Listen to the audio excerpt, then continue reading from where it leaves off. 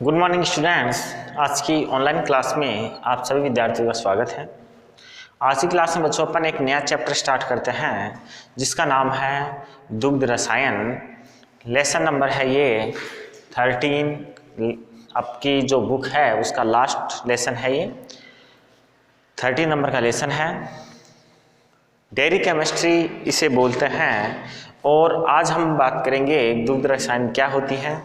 देखो बच्चों, दुग्ध रसायन के अंदर हम जो दुग्ध होता है अर्थात जो मिल्क होता है, जो दूध होता है, उसके संगठन के बारे में जानकारी लेते हैं, उसके उपयोग के बारे में जानकारी लेते हैं और साथ ही उनसे बनने वाले जो पदार्थ हैं उसके बारे में अपने को जानकारी लेनी होती है। सबसे पहले अपन यहाँ बात करते हैं कि जो दूध होता है, मिल्क जो होता है वो क्या होता है, कैसे अपन इसको डेफिनेट करें, कैसे अपन उसको परिभाषित करें, एक्चुअल में जो दूध है वो क्या होता है। तो बच्चों आपको पता है कि जो दूध है वो भोजन का एक मुख्य अवयव होता है। दूध जो होता है वो भोजन का मुख्य अवयव होता है।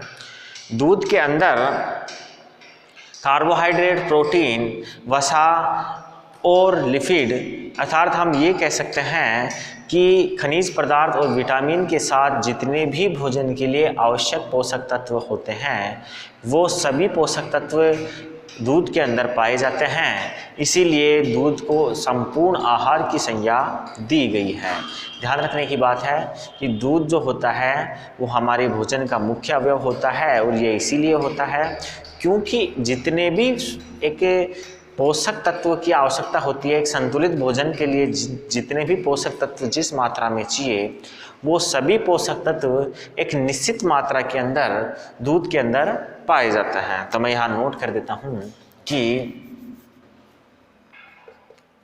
दूध मुख्य पोषक तत्व, दूध भोजन का मुख्य स्रोत होता है। अर्थात जो भोजन होता है उसका मुख्य स्रोत क्या होता है, आपके दूध होता है।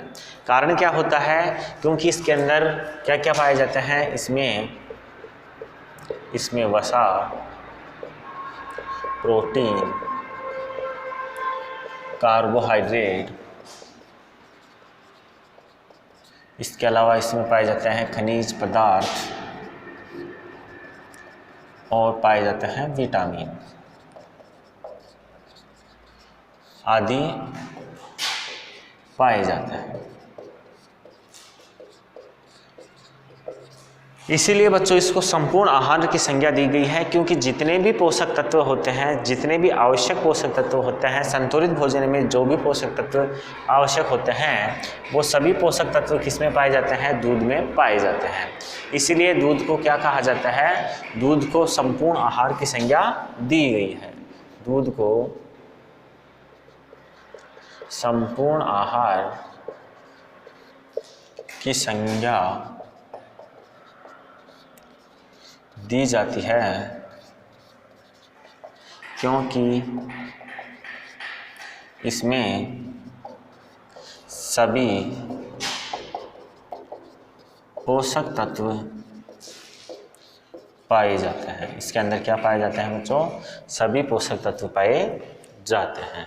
अब हम बात करते हैं दूध की परिभाषा की कि दूध किसे कहते हैं। दूध की परिभाषा की हम बात कर लेते हैं। सबसे पहले इसकी हम साधारण परिभाषा की बात करते हैं। सामान्य परिभाषा के अंतर दूध क्या होता है। देखो बच्चों, जो दूध होता है वो दुग्ध स्तनधारी जो पशु होते हैं, स्तनधारी जो पशु होते हैं उनकी दुग्ध ग्रंथियों से प्राप्त होने वाला एक तरल पदार्थ होता है जो नवजात शिशु के जन्म के बाद उस नवजात शिशु के पोषण के लिए उत्पन्न होता है। अर्थात दूध की सामान्य परिभाषा की अगर हम बात करें तो सबसे पहले अपन बात करते हैं सामान्य परिभाषा। सामान्य परिभाषा में हम बात करते हैं कि स्तनधारी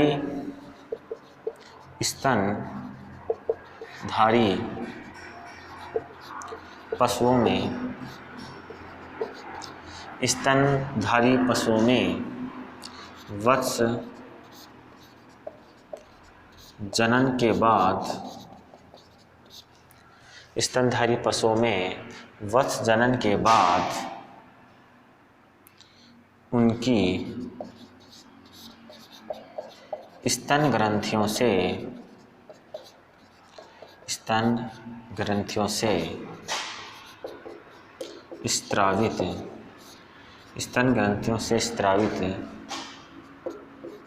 पदार्थ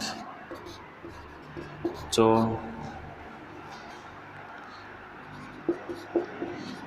शिशु जन्म के बाद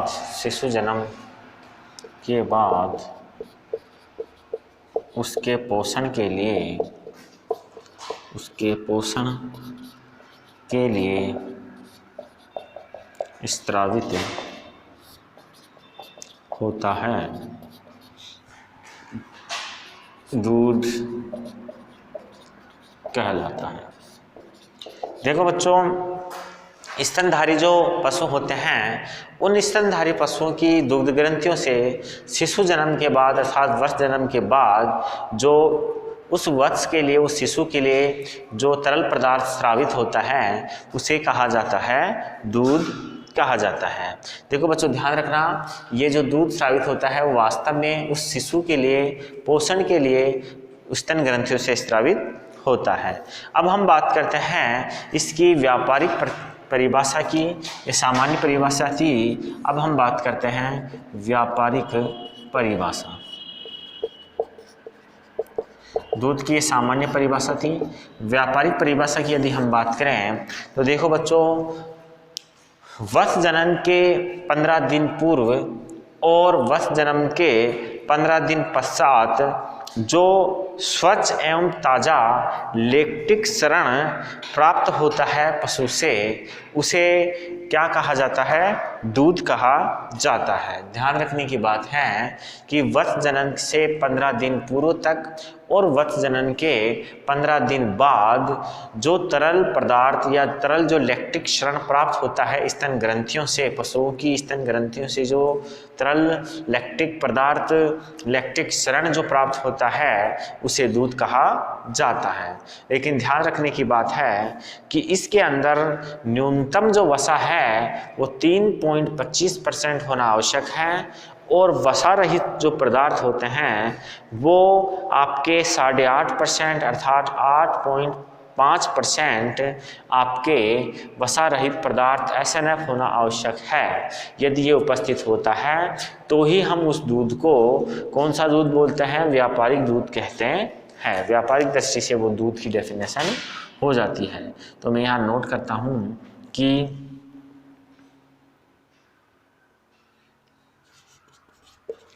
स्तनधारी पशुओं की स्तन ग्रंथियों से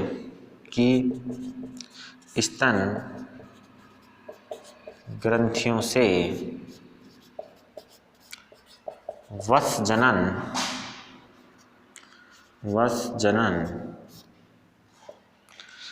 जनन से 15 दिन पूर्व व 15 दिन पश्चात जो तरल लैक्टिक क्षरण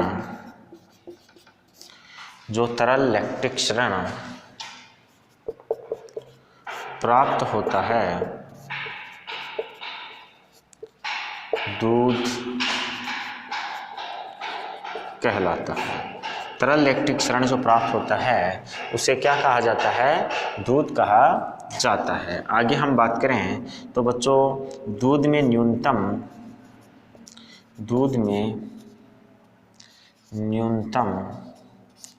वसा 15%,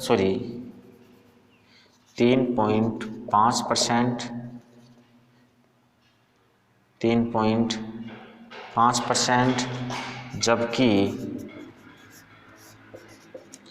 वसा रहित ठोस पदार्थ, वसा रहित ठोस पदार्थ जिसे कहा जाता है SNF 8.5% न्यूनतम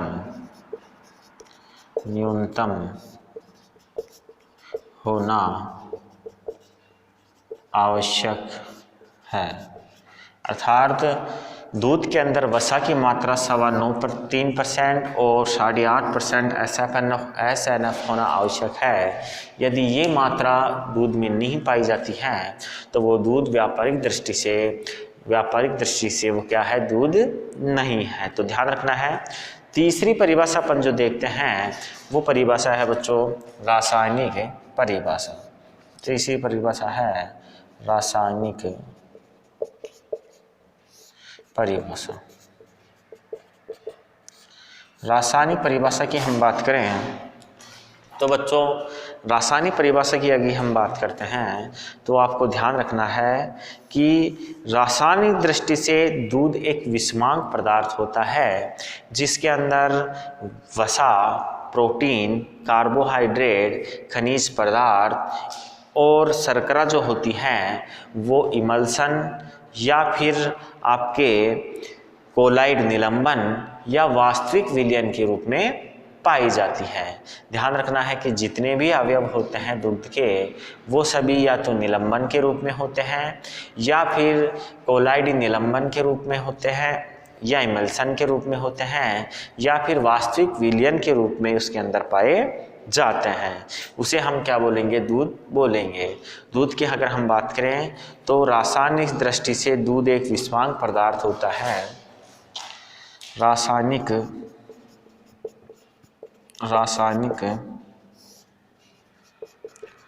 दृष्टि से दूध एक विषमांग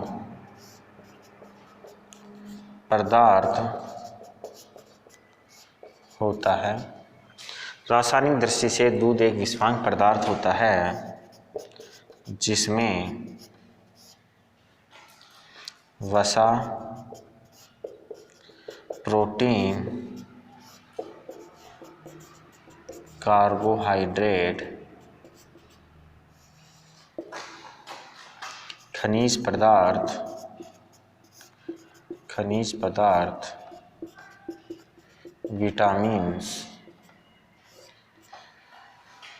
विटामिन्स आदि इमल्सन या कोलाइडी निलंबन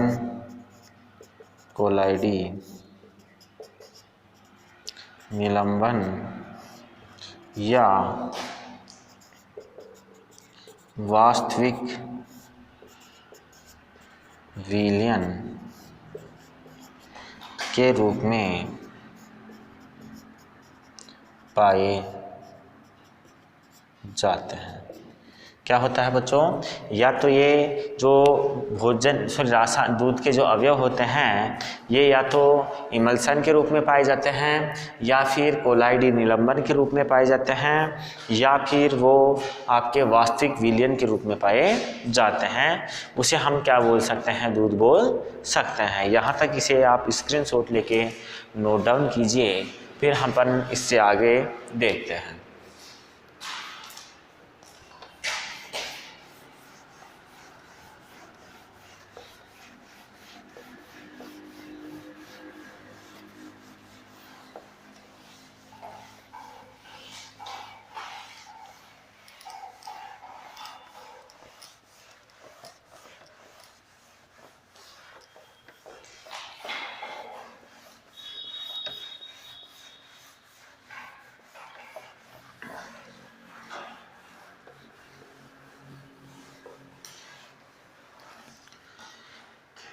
आगे देखो बच्चों, आगे हम देखते हैं कि आपके जो दूध होता है उस दूध की परिभाषा के समय हमें दो बातें ध्यान रखने की आवश्यकता होती है कि दूध की अगर हम परिभाषा दे रहे हैं तो उसे अपने को दो चीज़ ध्यान रखना है। पहले चीज़ की यदि हम बात करें तो बच्चों वो होता है कि दूध वास्तव में खीस रहित दूध होना चाहिए। इसके अलावा जो दूध की अपन जिसकी परिभाषा दे रहे हैं वो अपमिश्रित रहित दूध भी होना चाहिए। ध्यान रखना है कि जो दूध है उसमें अपमिश्रण भी नहीं होना चाहिए और उसके अंदर क्या नहीं आना चाहिए, उसके अंदर आपके खीस भी सम्मिलित नहीं होना चाहिए। इन दो चीज़ों को आपको ध्यान रखना है कि दूध की परिभाषा में खीस सम्मिलित नहीं होता है और इसके अलावा यदि हम बात करें तो उसके अंदर अपमिश्रण भी नहीं पाया जाता है। नेक्स्ट यदि हम आगे बात करें तो दुग्ध के अवयवों की हम यहाँ बात कर लेते हैं। दुग्ध के अवयवों की हम बात करें तो दुग्ध एक अपारदर्शी पदार्थ होता है। अगली अपना जो टॉपिक है वो है दुग्ध के अवयव। दुग्ध के अवयव, दुग्ध के अवयव की अगर हम बात करें तो सबसे पहले है कि जो दुग्ध होता है वो एक अपारदर्शी पदार्थ होता है जिसके अंदर वसा, प्रोटीन, कार्बोहाइड्रेट, लिपिड्स, खनिज पदार्थ और विटामिन पाए जाते हैं। इसके अलावा उसके अंदर जल भी पाया जाता है। ध्यान रखने की बात है कि जो दूध होता है वो एक अपारदर्शी पदार्थ होता है। दुग्ध एक अपारदर्शी पदार्थ होता है।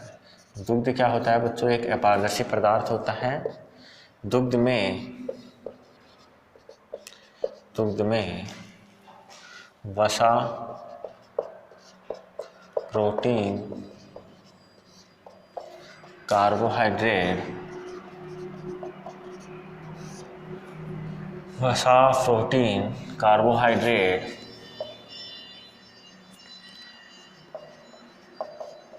खनिज पदार्थ,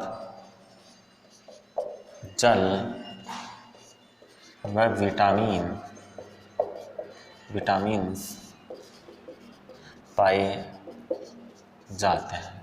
ध्यान रखने की बात है कि दूध के अंदर वसा, प्रोटीन, कार्बोहाइड्रेट, खनिज पदार्थ, जल एवं विटामिन्स जो होते हैं वो दूध के अंदर पाए जाते हैं। देखो बच्चों, आपको ध्यान रखने की बात है कि दूध जो होता है वो एक समान प्रकार का नहीं होता है।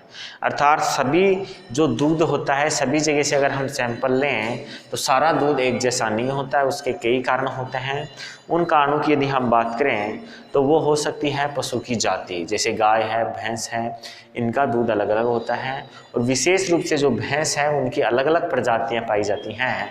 वो अलग अलग प्रजाति की जो भैंसें होती हैं उनका दूध का संगठन भी अलग होता है। इसके अलावा पशु को खिलाए जाने वाला जो चारा है, वातावरण है, जलवायु है, ये कुछ कारक हैं जो दूध के संगठन को प्रभावित करती है। अर्थात दूध का संगठन हमेशा समान नहीं होता है। सभी दूध का संगठन समान नहीं होता है। सभी दूध का संगठन समान नहीं होता है। कारण की यदि हम बात करें तो इसके निम्न कारण होते हैं। इसके निम्न कारण होते हैं। पहले हम बात करें तो पहला है पशु की जाति, दूसरा है पशु का आहार, तीसरा है पशु की उम्र, उसके बाद है जलवायु, वातावरण आदि। ये कुछ कारण हैं जिसके कारण जो पशु होता है उसका जो दूध होता है, उसका जो संगठन होता है वो एक समान नहीं होता है, अलग अलग प्रकार का होता है। वास्तव में यदि हम अवयव की बात करें तो जो दुग्ध होता है उसको अपन 2 भाग में बांट सकते हैं, वैसे 3 भाग में बांटते हैं। यहाँ अपन देखते हैं कि दुग्ध को निम्न प्रकार विभाजित किया जा सकता है। दूध का वर्गीकरण की अगर हम बात करें तो इसको निम्न प्रकार से हम वर्गीकरण कर सकते हैं। दूध जो होता है उसे अपन निम्न 3 भागों में बांट सकते हैं। पहला होता है उसके अंदर वसा, दूसरा जो होता है उसे अपन बोलते हैं वसा रहित पदार्थ, वसा रहित पदार्थ जिसे कहा जाता है एसएनएफ कहा जाता है। वसा को बोलते हैं फैट, और इसके अलावा उसके अंदर पाया जाता है जल, अर्थात उसके अंदर क्या पाया जाता है, पानी, वाटर उसके अंदर पाया जाता है। देखो बच्चों, आपको ध्यान रखना है कि वसा जो होती है वो मुख्य घटक होती है किसका, दूध का। दूध का मुख्य घटक क्या होती है, वसा होती है। वसा रहित जो ठोस पदार्थ होते हैं, वसा रहित ठोस पदार्थ यहाँ पर लिख देते हैं, वसा रहित ठोस पदार्थ जिसे एसएनएफ कहा जाता है, वो भी वसा के बाद मुख्य अवयव के रूप में होते हैं। वसा रहित ठोस पदार्थ कौन कौन से होते हैं इसकी बात करें तो इसके अंदर आपके होते हैं प्रोटीन। वसा रहित जो ठोस पदार्थ होते हैं उसके अंदर आपके प्रोटीन होता है। इसके अंदर दुग्धम जिसे बोलते हैं, जिसे कहा जाता है लैक्टोज, अर्थात दूध में पाई जाने वाली जो शर्करा होती है उसे दुग्धम कहा जाता है और उसे लैक्टोज भी कहा जाता है। इसके अलावा यदि हम बात करें तो खनिज पदार्थ,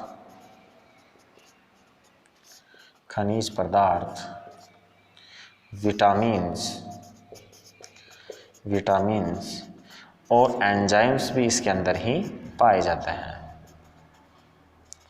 ये वसा रहित ठोस पदार्थों की श्रेणी में आते हैं।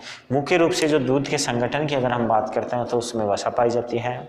वसा रहित ठोस होते हैं और जल होता है। वसा रहित ठोस के अंदर ये पदार्थ पाए जाते हैं, अर्थात वसा को छोड़ के बाकी जो ठोस पदार्थ होते हैं वह एसएनएफ की कैटेगरी में आते हैं। यहाँ तक आप इसका स्क्रीनशॉट लेके नोट कीजिए। फिर अपन आगे देखते हैं कि इसका जो वर्गीकरण अपन ने किया है उसमें आपके जो वसा होती है वो क्या होती है, वसा कितनी % होती है, किसे कहते हैं, इस अवयव के बारे में भी अपन जानकारी ले लेते हैं।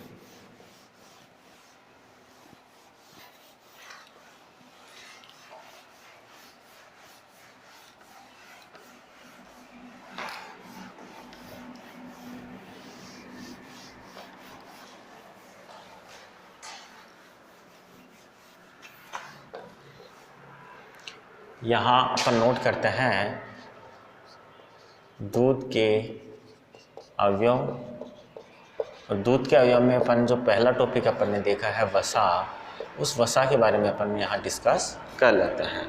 वसा की हम बात करते हैं बच्चों तो देखो जो वसा होती है वो दूध का मुख्य संगठन होती है, मुख्य घटक होती है, और जो वसा होती है वो आपके पायस के रूप में दूध में पाई जाती है।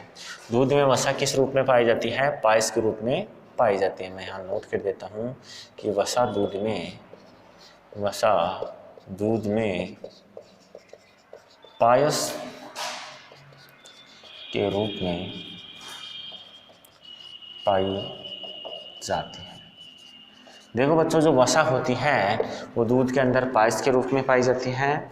वसा छोटी छोटी गोलियों के रूप में दूध में पाई जाती है, जिस कारण दूध से जो वसा होती है वो आसानी से अलग हो जाती है। यदि हम इसका क्या करते हैं, इसको यदि हम तेज़ी से घुमाते हैं दूध को, तो दूध जो होता है विकेंद्रीकृत होता है। उसके परिणाम स्वरूप अपकेंद्रीकरण जो प्रक्रिया होती है उसके माध्यम से हम दूध से वसा को अलग कर सकते हैं।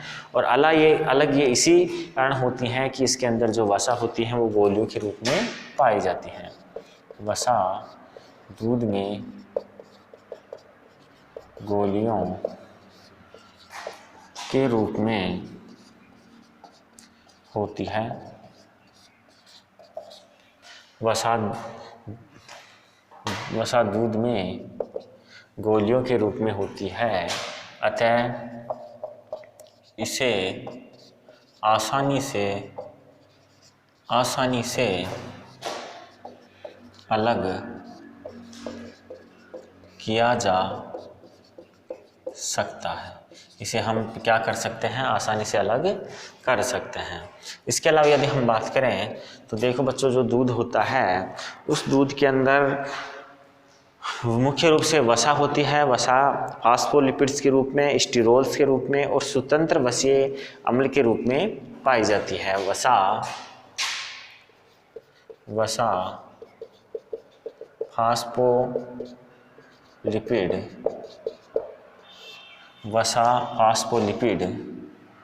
इसके अलावा आपके पाई जाती है वसा फास्फोलिपिड,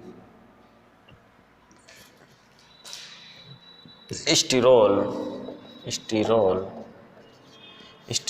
अलावा इसके अंदर पाई जाती है वसीय अम्ल के रूप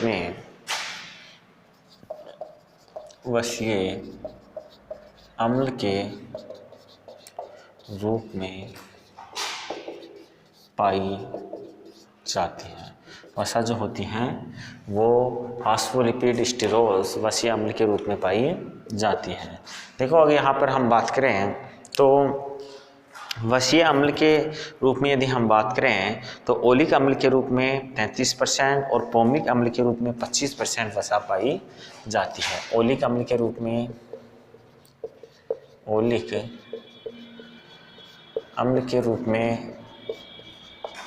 33%, जबकि पोमिक अम्ल के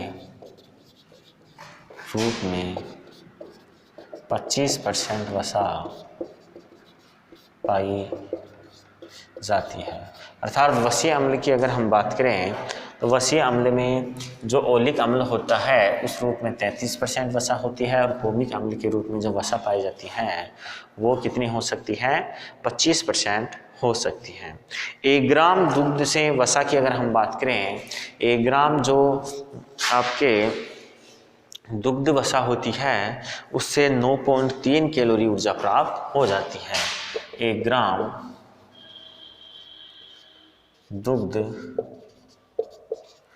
वसा से 1 ग्राम दुग्ध वसा से 9.3 कैलोरी ऊर्जा प्राप्त होती है।